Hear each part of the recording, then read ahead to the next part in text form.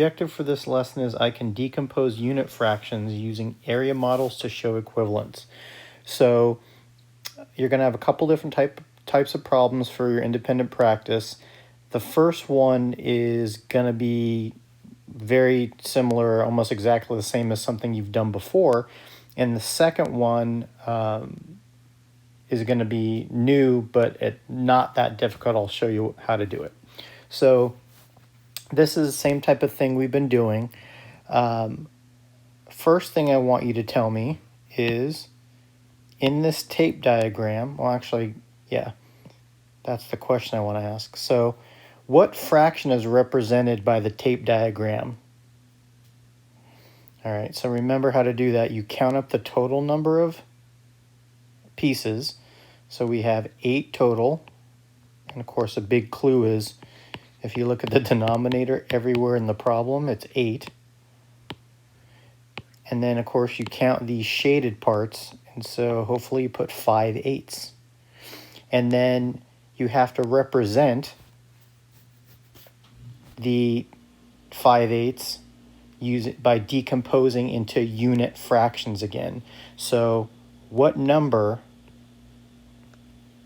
am I going to put as my numerator for each piece? Yep, it's going to be a 1, because the unit fractions I'm counting by eighths, 1/8. So you'll see that makes sense because you have 5/8, and there you go.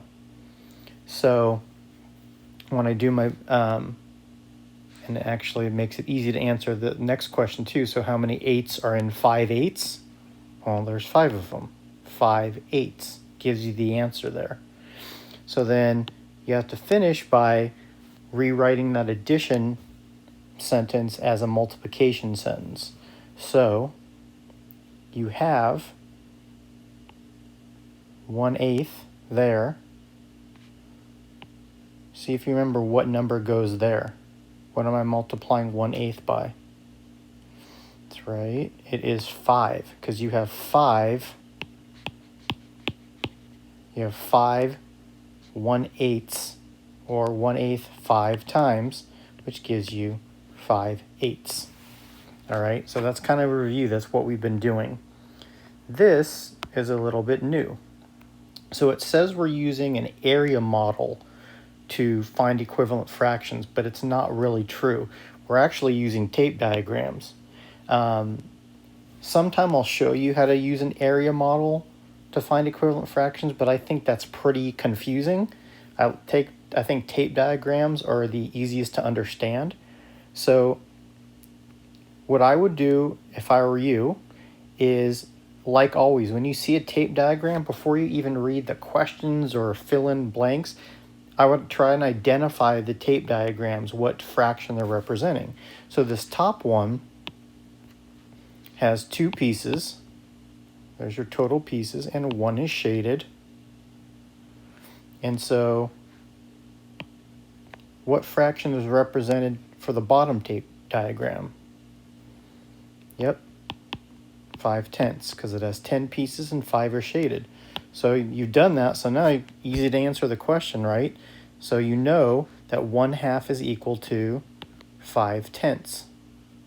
And you can see that in the tape diagram, because even though they're divided into different size pieces, you can see 1/2 shaded in goes out to there, and 5 out of 10 goes out to there. So they're the exact same size. And also another way to look at it is that 5 is half of 10, and 1 is half of 2. So they're both half. All right. So I'm going to kind of leave that there for you to see, but here's what I want you to do, because you're also going to be drawing. Well, I'm not going to have you do this. I'm going to show you one. I tell you what I'll do. I will, all right. Sorry, I'm thinking as I'm going. Other thing you might have to do is draw tape diagrams to show equivalent fractions. So I'm going to show you how to do that. So they're going to give you 2 fractions. So what you want to do is draw one big rectangle and then cut it in half going from left to right.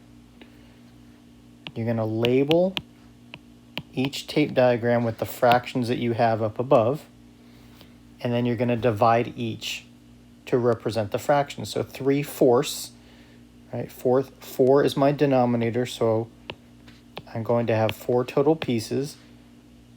And then how many would I shade in? That's right, 3, because that's my numerator. And now watch. Oops. So, oh man, I'm going crazy here. So now I need to draw 6/8. If you notice, some of you might have noticed that 8 is twice as much as 4. So I can use this tape diagram from above to help me draw an accurate tape diagram below. So remember, I said 8 is twice as many as 4. So that means I need twice as many pieces, so I can divide those by 2. And I have a nice accurately drawn tape diagram, and I have my 8 pieces. And now I can shade in 6. And now you can see they both go to the same spot, and that shows that they are equal. So what I am going to have you do, so you might have to draw a tape diagram to prove that fractions are equivalent.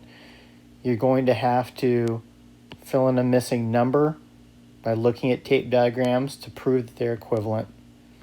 And then you probably might have some review with decomposing unit fractions. But I'm going to have you try one more. Let's have you, and I'll draw this for you so you don't have to worry about it. You're just going to answer the question for me. So that was not very even.